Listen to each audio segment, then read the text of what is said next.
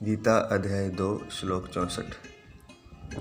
राग द्वेष वियुक्तैस्तु विषयानि इन्द्रियश्चरन् आत्म वैश्यर्विधेयात्मा प्रसादम दिगच्छति। अपने अधीन किए हुए अंतःकरण वाला साधक अपने वश में की हुई राग द्वेष से रहित इंद्रियों द्वारा विषयों में विचरण करता हुआ अंतःकरण की प्रसन्नता को प्राप्त होता है। पिछले श्लोक में बताया कि आसक्ति, विषयों का चिंतन करने से आसक्ति होती है और आसक्ति से कामना और कामना से फिर क्रोध, और अंत में बुद्धि का नाश होने से वह अपनी स्थिति से गिर जाता है।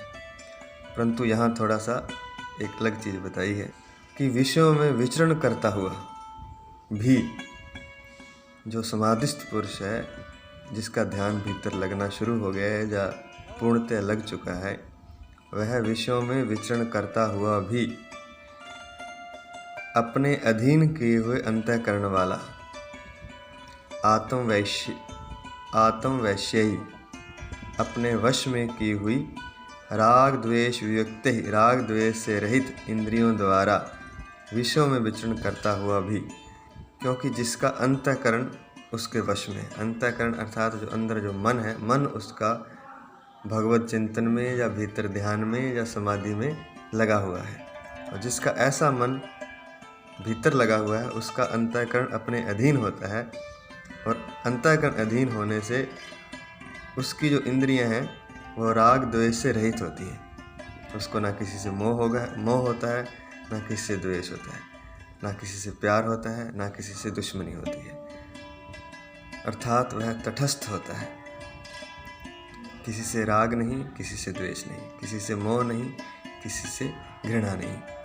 तो इस तरह से उसकी इंद्रियां राग द्वेष से रहित होती हैं और अंतःकरण उसका अपने वश में होता है। इतना होने पर वो विषयों में विचरण करता है, लगेगा कि वो विषयों में है, लेकिन विषयों में विचरण करता है, विषयों का आचरण नहीं करता है। ये बात ध्यान रखने वाली है। यहाँ पर लिखा हुआ विषयांचरण, विषयों में विचरण करता हुआ, ऐसा ना समझे कि विषयों का आचरण करता हुआ। तो कहने का तात्पर्य ये है कि जो समाधिस्थ पुरुष होता है या जो साधक होता है, वो संसारी की तरह ही विषयों में विचरण अवश्य करता है, लेकिन उनका आचरण नहीं करता है, उनमें डूबा हुआ नहीं होता है।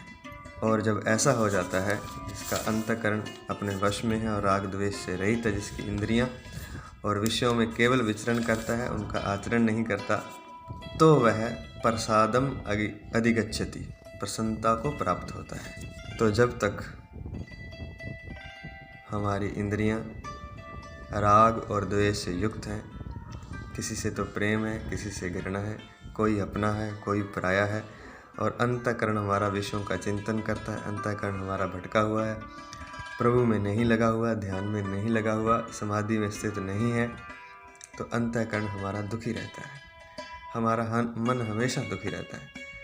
एक दुख व्यक्ति को घेरे ही रहता है, और हम कोशिश करते हैं उस दुख को मिटाने की। उस दुख को मिटाने से के लिए बाहर से हम कोशिश करते हैं कि शायद किसी वस्तु की, किसी व्यक्ति की कमी है, शायद इसलिए दुख है कि मेरे पास धन नहीं है, या मेरे पास नौकरी नहीं है, या मेरे पास मकान नहीं है, या मेरा कोई प्रेम पात्र नहीं है, या मेरी शादी नहीं हुई। इस तरह की बहुत सी चीज़ें हैं जिनसे हमें लगता है या मैं बीमार हूँ, या मैं रोगी हूँ, इस कारण मैं दुखी हूँ, या कोई और भी अन्य कारण, अनेक कारण है, अनंत कारण है, अनेक नहीं, अनंत कारण है।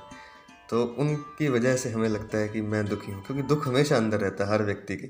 जो समाधि में नहीं पहुँचा वो अंदर से दुखी ही होता है, चाहे वो कितना ही बाहर से चेहरे पर प्रसन्नता ले आए, हंसता हुआ मुस्कुराता हुआ चेहरा रखे, अंदर से दुखी और क्रोधी रहेगा। तो हमें लगता है कि बाहर से कुछ कमी है, इसलिए मैं दुखी हूँ, और उन बाहर की कमियों को हम पूरा भी करते हैं। हम धन कमाते हैं, हम मकान बनाते हैं, हम जो भी करना होता है वो करते हैं, लेकिन फिर इतना सब करने के बाद भी देखते हैं कि दुख नहीं मिटा। धन भी आ गया, मकान भी बन गया, शादी भी हो गई, बच्चे भी हो गए, सब कुछ हो गया, सब कुछ अच्छा है, लेकिन फिर भी अंदर एक कसक है, एक दुख है। वो दुख फिर भी नहीं मिट रहा। वो दुख इसलिए है कि हमारा भीतर ध्यान, हमारा भीतर जो समाधि है, हमारे भीतर जो प्रभु प्रेम है वो उत्पन्न नहीं हुआ है।